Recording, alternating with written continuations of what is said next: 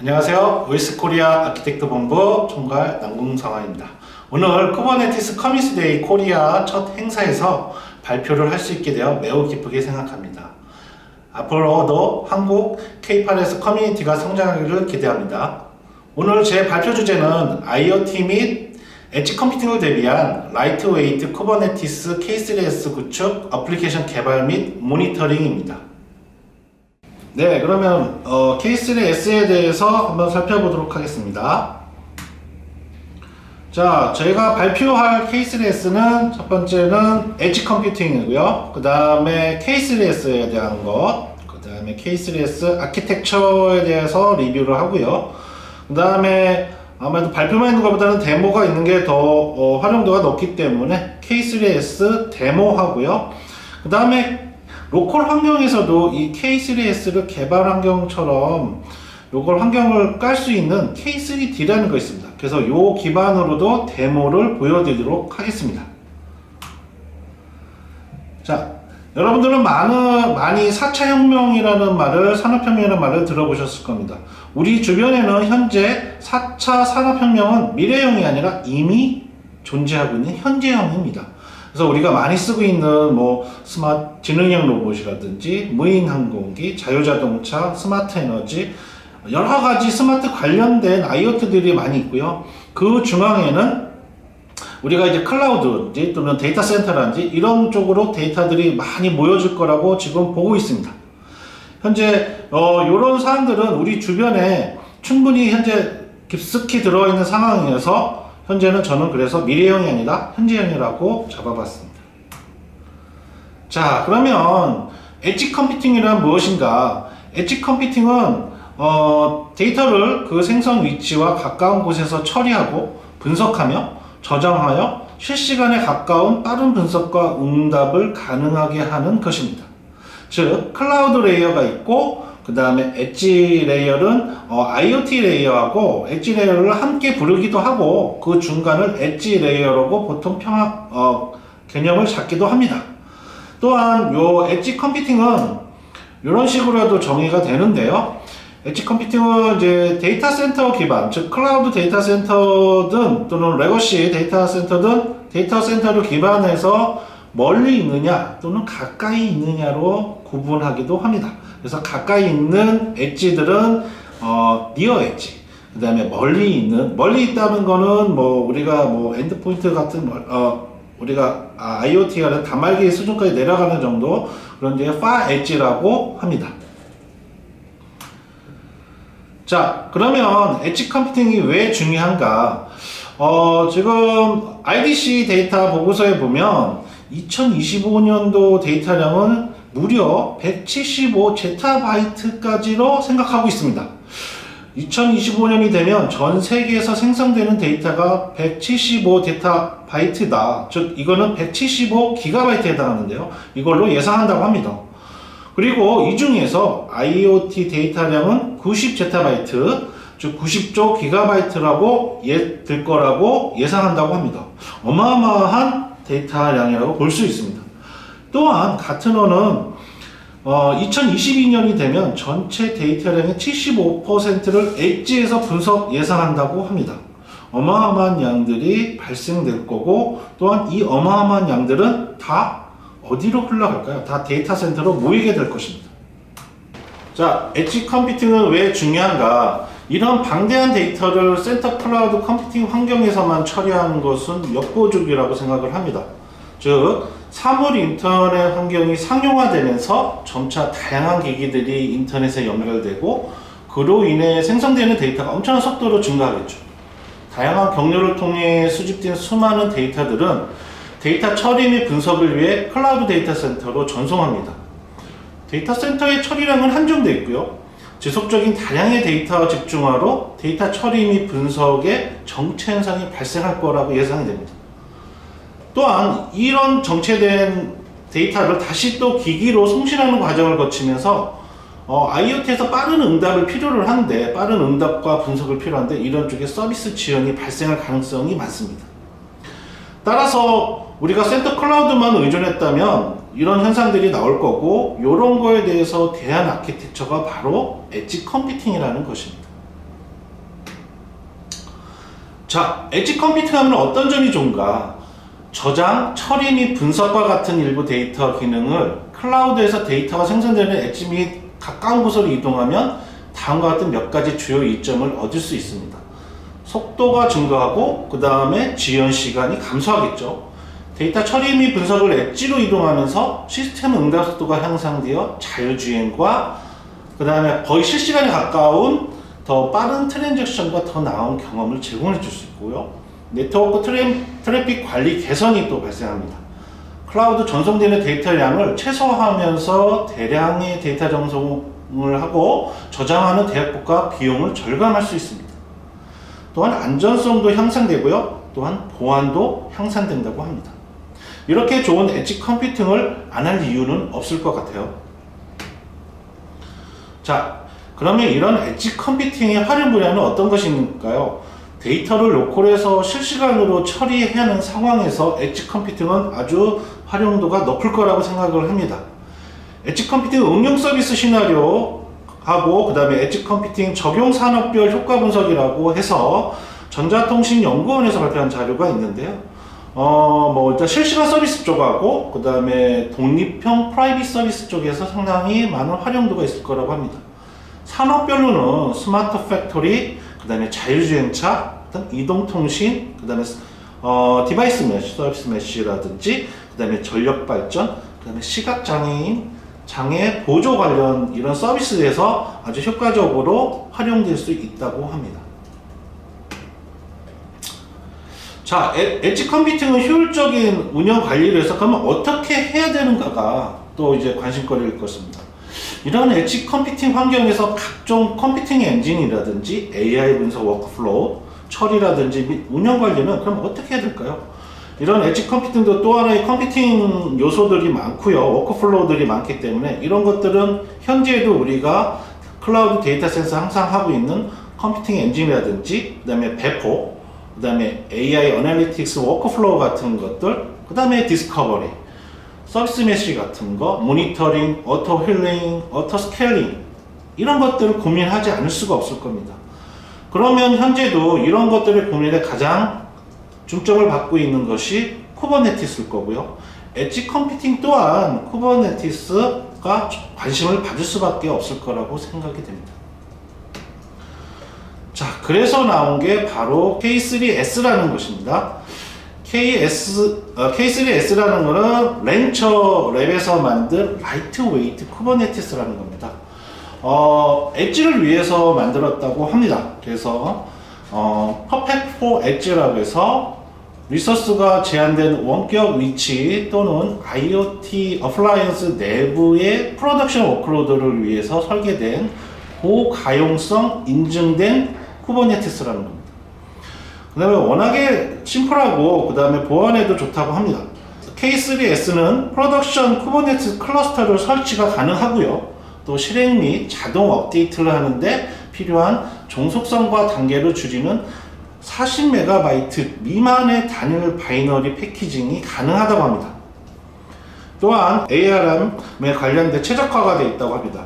ARM64 및 ARM-V7과 같은 모든 바이너리 및 다중 아키텍처 이미지와 함께 지원을 하고요.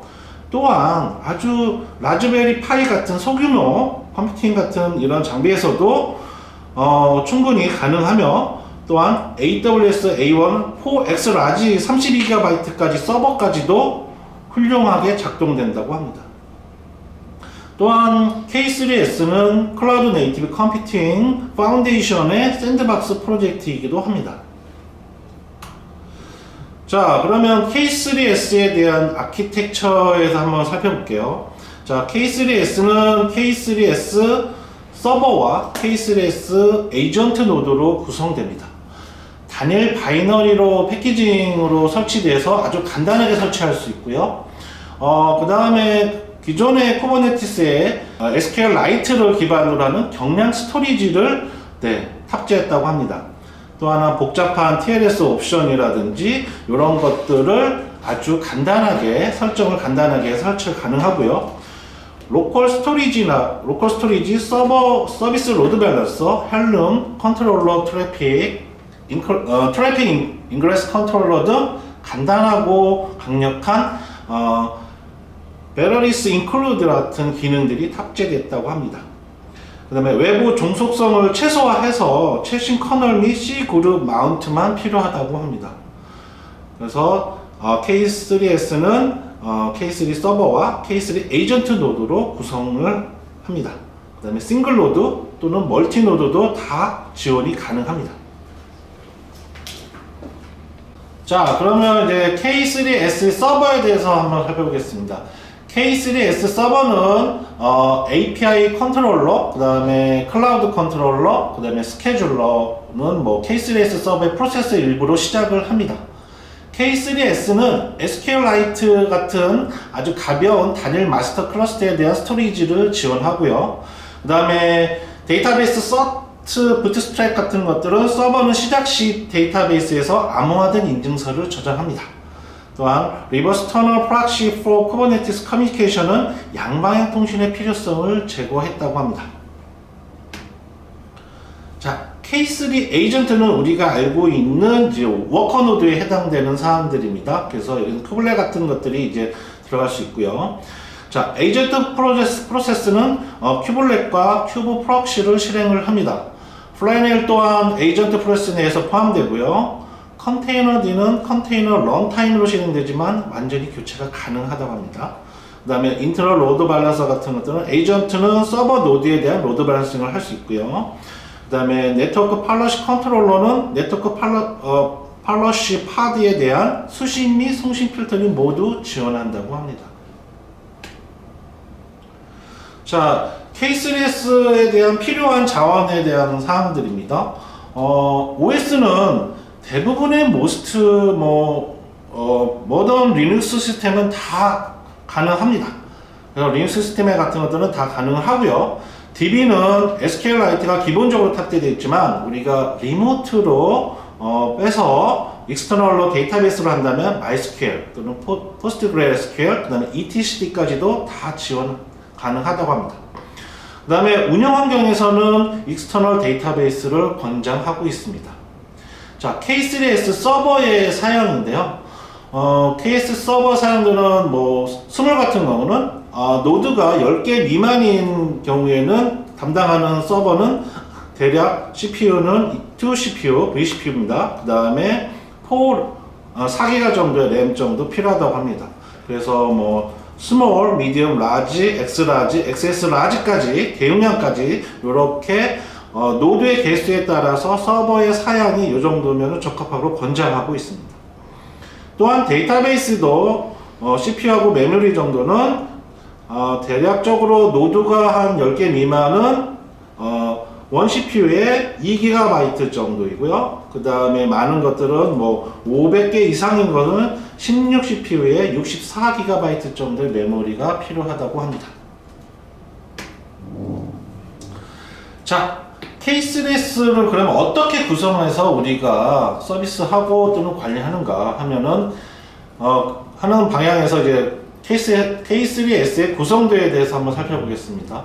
우리가 흔히 이제 IoT 엔진에다가 만약 이런 거를 깐다고 하면은 싱글 노드 클러스터를 예상할 수 있을 것 같습니다. 한 개의 노드로 마스터와 워크 노드 클러스터를 구성할 수 있는 사항이고요. 그 다음에 에이전트는 서버의 인베디드 형태로 구성될 겁니다. 그 다음에 물론 서버는 HA 구성은 없습니다. 그 다음에 이런 사항들은 사실 우리가 많은 리소스가 필요 없는 엣지에 최적화가 되겠죠. 그 다음에 라즈베리 파이 같은 곳에도 탑재가 가능하고요. 이런 것들은 또한 로컬 개발용 서버에서도 적합할 거라고 보입니다. 좀 더 이제 우리가 클러스터 기반으로 한다고 하면 싱글 서버에다가 멀티 노드 에이전트를 생각해 볼 수 있습니다. 그래서 한 개의 마스터 클러스터에다가 인베디드 DB를 구성을 하고요. 그 다음에 멀티 워커 노드를 구성할 수 있습니다. 에이전트는 토큰 방식으로 서버하고 연결하고요. 마스터는 HA 구성은 현재 없습니다. 이런 식으로 하면 없겠죠. 아무래도 싱글 노드보다는 이런 식으로 해서 우리가 워커 노드를 여러 개 구성해서 좀 더 서비스에 대해서 원활하게 할 수 있는 안전성을 가져갈 수 있는 게 할 수 있는 구성도라고 생각을 하고, 이런 부분이 우리가 리소스의 상황에 따라서 엣지 컴퓨팅에 들어갈 때 충분히 고려해 볼 수 있는 구성도라고 볼 수 있습니다. 좀 더 엣지 컴퓨팅에서 좀 더 라지하게 리소스가 이제 들어가고 안정성을 생각한다면 서버도 이렇게 HA 구성으로 할 수 있습니다. 또한 아주 중요한 그 쿠버네티스의 DB도 이렇게 익스터널 DB로 분리해서, 인베디드가 아니라 익스터널 DB로 분리해서 하면은 더욱더 안정성이 보장될 수 있을 겁니다.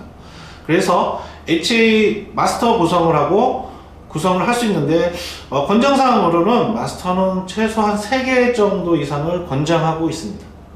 그 다음에 리모트 데이터베이스로 구성을 할 수 있고요, 하는 방식이고요. 다양한 데이터베이스 구성이 가능하겠죠. ETSD라든지 또는 MySQL, PostgreSQL에서 선호하는 DB에 따라서 구성할 수 있을 겁니다. 그 다음에 리모트 데이터베이스 백업 및 복구가 관리가 용이할 거로 예상되고요. 그 다음에 K3s 인스턴스와 분리돼서 DB용은 고사양 인스턴스 구성이 용이하겠죠. 또한 이렇게도 할 수 있습니다. HA 서버하고 각각의 서버에는 인베디드 DB가 탑재되어 있는 사항들입니다. 그래서 이런 상황으로 이제 구성을 한다면 HA 마스터 구성이 가능할 거고요. 여기도 마찬가지로 3개 이상의 권장을 하고 있습니다. 그 다음에 HA 인베디드 구성이 가능하겠고요. 그 다음에 이런 방식대로 한다면은 아마 엣지에서도 좀 가능한 한 최적화된다고 볼 수 있습니다. 이런 방식들은 이제 투표 방식의 쿼럼 알고리즘 기반으로 이제는 돼서 리더 DB가 하나가 선출되는 이런 방식으로 해서 3개 이상의 DB를 권장하고 있습니다. 아직은 좀 실험적인 구성이라는 평이 좀 있습니다. 그래서 이런 거는 좀 고려해 볼 수 있겠다, 추후에는. 네, K3s 데모를 하기 위해서 제가 생각한 구성도는 첫 번째는 싱글 서버 멀티노드 에이전트 형태의 한번 데모를 해볼 거고요. 그 다음에 HA 서버 기반의 익스터널 DB, 요거 같은 경우는 우리가 실 운영에서도 많이 사용해 볼 수 있는 구성도라서 2가지 경우를 제가 구성도로 잡고서 한번 해보려고 합니다. 그러면은 K3s 데모를 진행하겠습니다. 데모 1은 싱글 서버 멀티노드 에이전트입니다. 그래서 데모 1 서버에는 K3 서버, 그 다음에 에이전트 2개가 필요합니다. 그래서 이거를 저는 AWS에서 미리 만들어 놓았고요. 그래서 서버 에이전트 2개를 에다가 한번 데모해 보겠습니다. 자, 데모를 위해서 일단 각각에 다 접속을 해 놓고요. 그 다음에 이제는 서버를 만들기 위해서 아래처럼 스크립트를 실행을 합니다. 여기에서 요 TLS 산이라는 요거는 서버의 IP입니다. 자, 그러면 요거를 한번 실행해 보도록 하겠습니다. 서버에서 실행을 해주고요. 그 다음에 에이전트도 마찬가지로 에이전트도 스크립트 하나로 해서 합니다. 여기서 이제 주의하실 사항은 서버에서 발급된 토큰을 동일하게 토큰을 하고요. 그 다음에 서버 IP를 이렇게 지정해줘서 내가 붙을 서버를 확인할 수 있도록 합니다. 그래서 요거를 각각의 에이전트에도 하나씩 실행해 보도록 하겠습니다. 네, 이렇게 실행을 하면은 좀 잘못네요. 네, 이렇게 실행을 하면은 되겠습니다. 그러면 서버에서 각 지금 올라오고 있는지 한번 볼 수 있는데요. 자, 노드가 지금 마스터가 생성이 됐고 에이전트가 하나 됐습니다. 네, 지금 바로 또 하나가 올라왔고요. 현재 랄렛입니다. 네, 이렇게 해가지고 각각의 에이전트 2개가 마스터하고 이렇게 간단하게 설정한 것을 볼 수 있습니다. 1은 이제 마치고요. 다음은 데모 2를 진행을 하겠습니다. 데모 2는 HA 서버의 익스터널 DB입니다. 우리가 운영에서 좀 서버가 있는 시스템이라든지 안정성이 필요한 시스템에서는 이런 형태로 많이 가져가실 건데요. 자, 이걸 위해서 서버는 DB가 필요하고요. 그 다음에 로드 밸런서가 필요합니다. 그리고 K3s 서버는 한 3대 정도 필요하고, 에이전트는 뭐 수였지만 일단은 데모를 위해서는 약 한 2대 정도만 실시해 보겠습니다. 그래서 저는 요거를 AWS에다가 미리 DB를 인스턴스를 만들고요. 그 다음에 LB도 만들었고, 에이전트 2개의 서버, 데모2 서버 3대를 만들었습니다. DB는 아무래도 좀 스펙이 좀 4기가 램을 해서 2CPU 해가지고 좀 더 사양이 좀 높습니다. 자, 그러면 먼저 DB하고 로드 밸런스를 설치해 보도록 하겠습니다. 일단 DB하고 로드 밸런스 쪽을 접속해 놓고요. 그 다음에 저는 이제 DB를 MySQL로 사용을 했고요. 이미 도커로 해서 깔아 놓았습니다. 그래서 보시면 요거는 저기네요.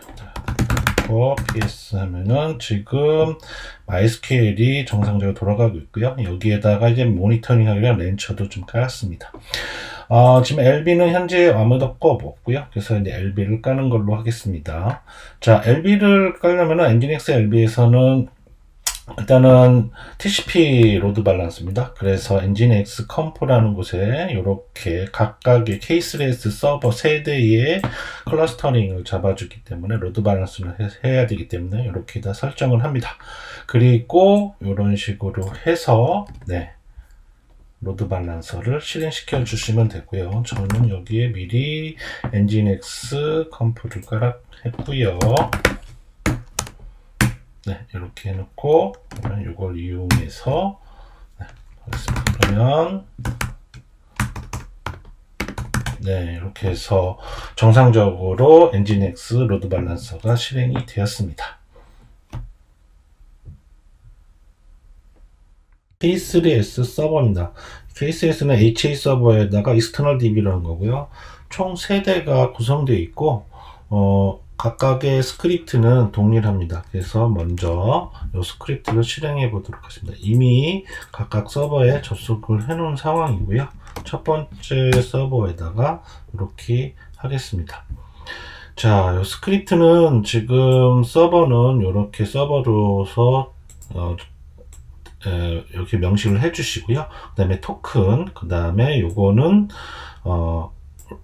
로드 밸런서 IP입니다. 그 다음에 요 설정은 마스터의 지금 어플리케이션 파드가 생성되지 못하도록 하는 거고요. 요건 kubectl에 대한 권한을 주는 거고, 요 사항은 데이터베이스, 리모트 데이터베이스에 대한 설정입니다. 그래서 요 K3s demo2라는 데이터베이스를 만들도록 되어 있습니다.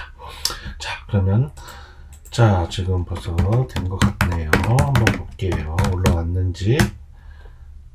정상적으로 올라왔고, 나머지들 2개의 서버들도 한번 실행해 보도록 하겠습니다. 자, 각각의 하나씩 실행해 보고요.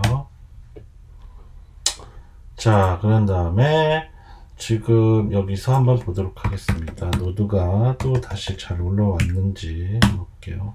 아직은 안 올라왔지만, 참고로 이 서버들은 각각의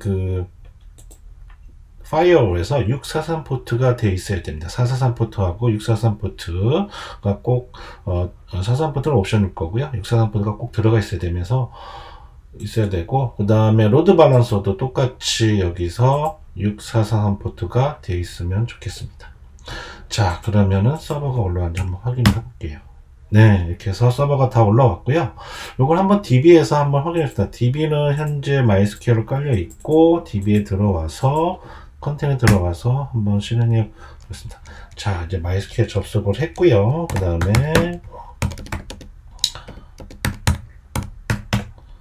이렇게 하면은 저희가 지금 생성하고 싶은 DB가 생성된 걸 확인해 볼 수 있고요. 요것을 지금 한번 사용을 해서 테이블스에서 하면 이 카인이라고 있습니다.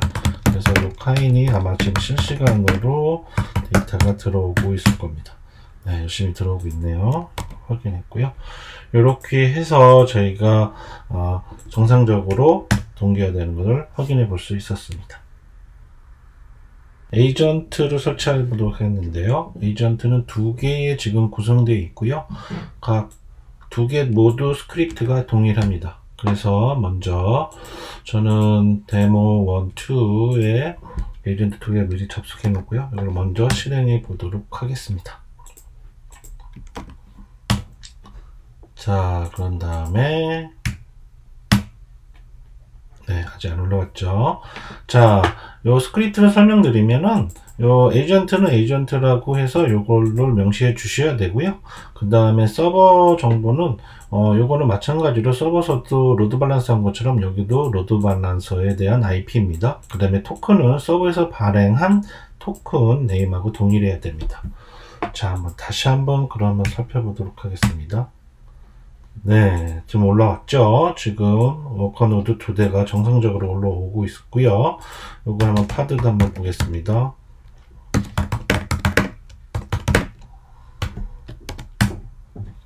네, 파드들도 지금 정상적으로 올라오고 있네요. 네, 요렇게 해서 지금 정상적으로 올라오는 거, 여기서 다 정상적으로 오는 걸로 확인할 수 있었습니다. 서버하고 에이전트가 구성이 마무리되면 이제는 서비스 앱을 배포해야 됩니다. 저 같은 경우에는 이제 보드라는 간단한 이제 앱을 배포할 예정인데요. 배포를 하기 위해서, 개발하고 배포를 하기 위해서는 리모트에서 K3 서버로 리모트 접속이 필요합니다. 이렇게 하기 위해서는 K3 서버에 서버 세대 중 한 대에 들어가셔서 etc 렌처 K3s의 K3s 야물에 보시면은 큐브 컴피그가 있습니다. 자, 서버에, 여기 서버인데요. 서버에 들어가셔서, 네, 요렇게, 이제는 K3 서버 중 한 대에 들어가서, 이렇게 복사를 하시고요. 요거를, 여러분들의 큐브 컴피그 쪽에 아마 .cube의 컴피그가 있을 겁니다. 저 같은 경우 K3s를 따로 구성을 해서, 이렇게 하고요. 그 다음에 여기에 보면은 127.0.에서 로컬호스트로 되어 있는데 이 부분을 서버의 로드 밸런서 IP로 잡아주시면 됩니다. 요 로드 밸런서 IP로 저희는 API를 이 로드 밸런서로 접속해 가기 때문에 이렇게 잡아주시고요. 그 다음에 각 프로젝트에서 저 큐브 컴피그를 인풋 하시면 됩니다. 저 같은 거는 dir env-vrc라는 이런 툴로 해서 큐브 컴피그 위치를 잡아서 임포트 했습니다. 자, 한번 잘 보여드리는지 한번 보겠습니다. 자, 리모트 점 5개 노드가 된 거를 확인해 볼 수 있죠. 자, 이렇게 하고요. 그 다음에 요 보드는 지금 2개의 네임스페이스가 필요한데 API고 프론트엔드 네임스페이스가 필요합니다. 그래서 보드 API 프로젝트에서는 이렇게 API를 만들어 주시고요. 그 다음에 요거를 이제 배포를 하고 빌드하고 배포하기 위해서 저 같은 경우에는 스캐폴드를 사용합니다. 자, 스캐폴드는 이런 식으로 해서 스캐폴드는 소스를 빌드하고 배포, 그 다음에 도커라이징 한 다음에 매니페스트를 배포하는 역할을 합니다. 자, 한번 API에 올라오는 것을 보이죠? 지금 리모트에 정상적으로 좀 올라오고 있고요. 지금 보드 API를 보시면은 이 매니페스트가 이렇게 인그레스가 이렇게 잡혀 있습니다. K3s는 트래픽 인그레스 컨트롤러 기본적으로 탑재되어 있어서 요 인그레스 이용해 가지고 지금 서버에 K3 서버 중 한 대에 요거를 IP로 잡아서 지금 호스트로 잡았고요. 현재 커스터마이제이션을 하고 있고 스캐폴드 하고 그 다음에 여기는 그래프QL을 사용하고 있습니다. 자, 그래서 스캐폴더에는 이렇게 K3s 프로파일을 잡아놨고요.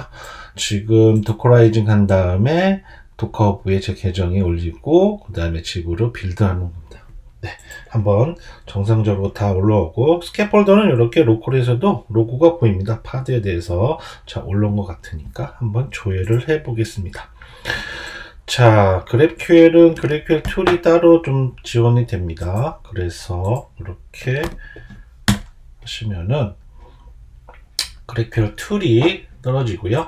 여기에 이제 조회할 수 있는 쿼리가 해서 하면은 이미 저는 그 DB에 데이터를 입력해 놓았고요. 자, 이렇게 해서 잘 가져오는 것을 확인해 볼 수 있습니다. 자, 그러면은 이제는 보드 FE입니다. 보드 FE는 프론트엔드 쪽의 프로젝트이고요.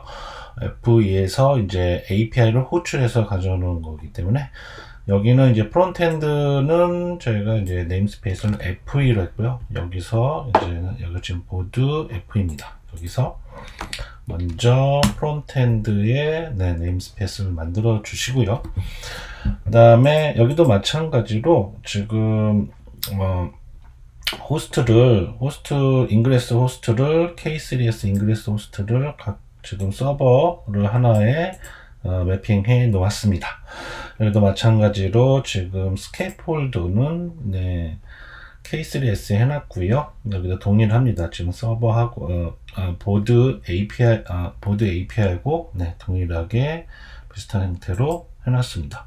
한 가지 더 할 거는 지금 저희가 같은 이제 보드 FE하고 보드 API는 같은 클러스터 내입니다. 그래서 프론트엔드에서 GraphQL로 보드 API를 호출할 때 내부적으로는 같은 클러스터 내에 있기 때문에 이렇게 클러스터 도메인으로 설정해 놓았습니다. 현재 클라이언트 쪽에서 이런 GraphQL 같은 GraphQL이 설정되어 있어서 이 쿼리나 무테이션 같은 것들을 호출하면 가능합니다. 자, 그러면 이거를 한번 똑같이 보드 앱처럼 배포해 보도록 하겠습니다. 자, 스케이폴드 해서 지금 해보고요. 자, 올라가는 거를 한번 보도록 하겠습니다.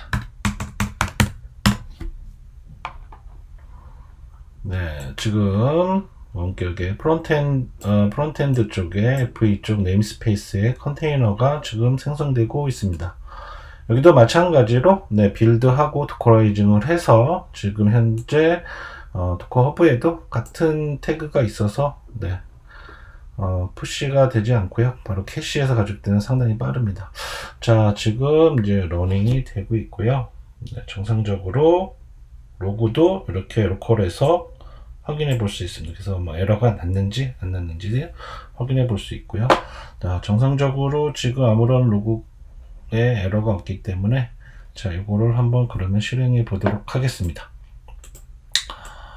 자, 여기에 리스트를 URL이 이렇고요. 자, 처음 시작이니까 조금 시간이 걸릴 수 있고요.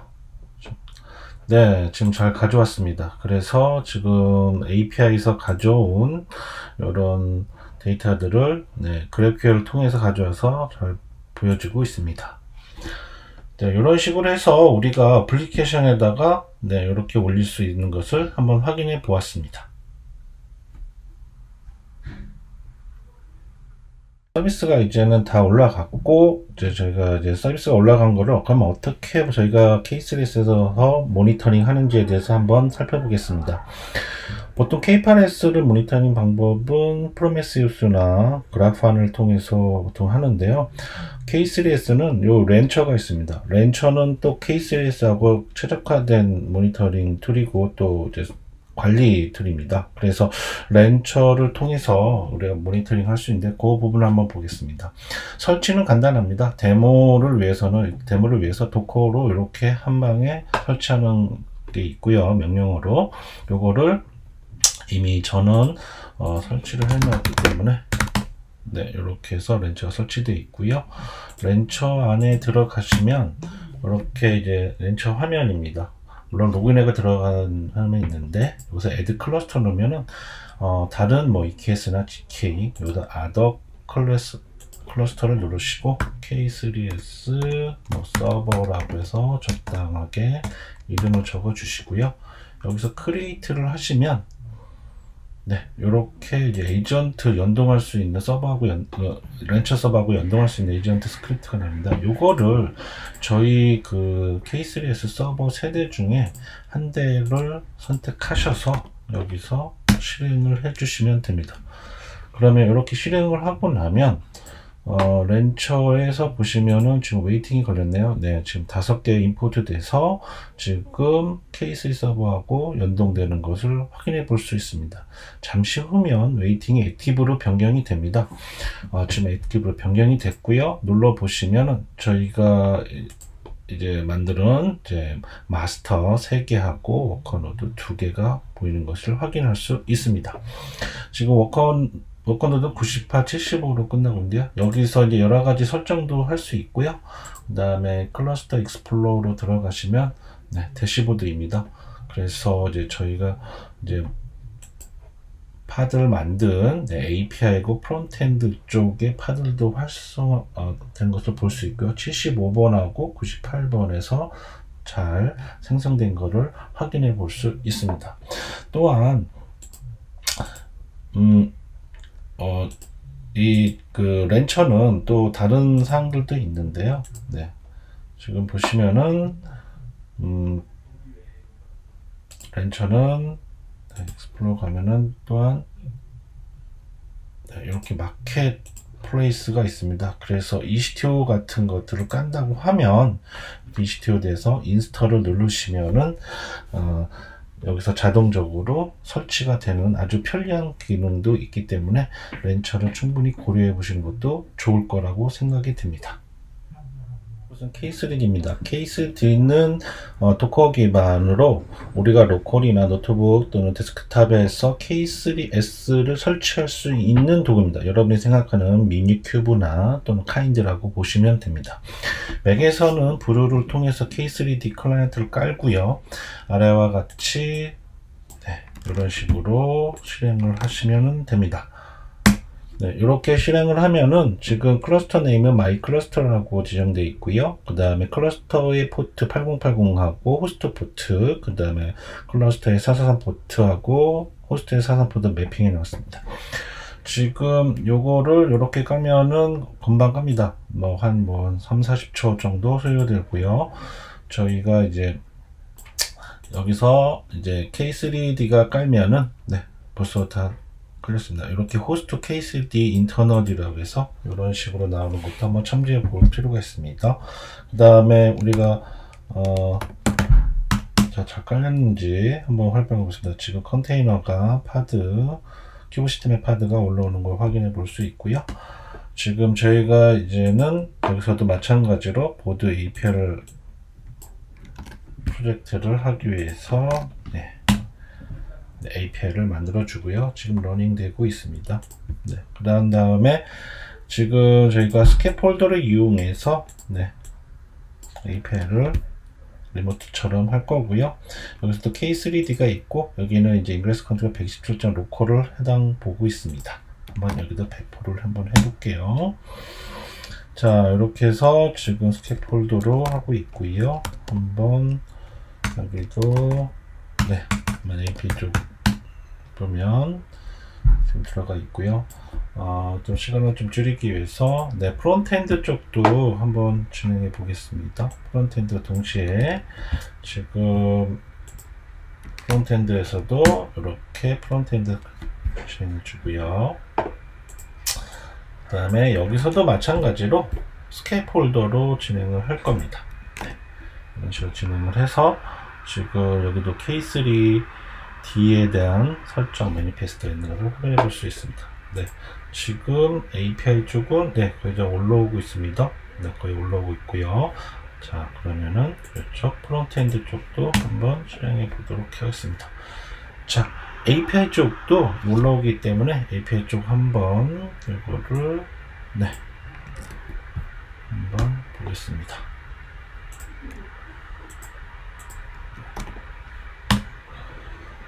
들어와야 될 텐데요. 잘 떴고요.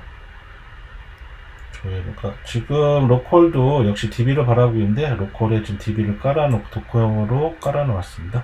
데이터가 좀 로컬하고 다르죠. 리모트하고 정상적으로 올라오는 거 확인됐고요. 그 다음에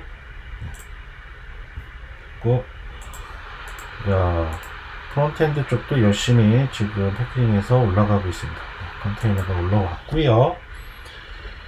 이쪽은 지금 4대의 파드가 뜨는데, 네, 정상적으로 지금 올라오고 있네요. 이쪽도 그러면 한번 실행해 보도록 하겠습니다.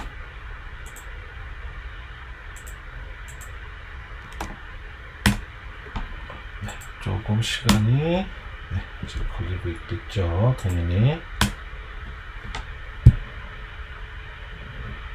자, 네, 나온 거를 확인해 보십니다. 이렇게 해서 로컬에서도 우리가 충분히 개발할 수 있다는 것을 확인해 보셨습니다. 감사합니다. 오늘 IoT 및 엣지 컴퓨팅을 대비한 K3S라는 주제로 이야기하고 데모까지 보여드렸는데요. K3S의 사용에 약간이나마 도움이 되었기를 기대합니다. 세션에서 못다한 이야기는 따로 연락 주시면 답변 드리도록 하겠습니다. 감사합니다.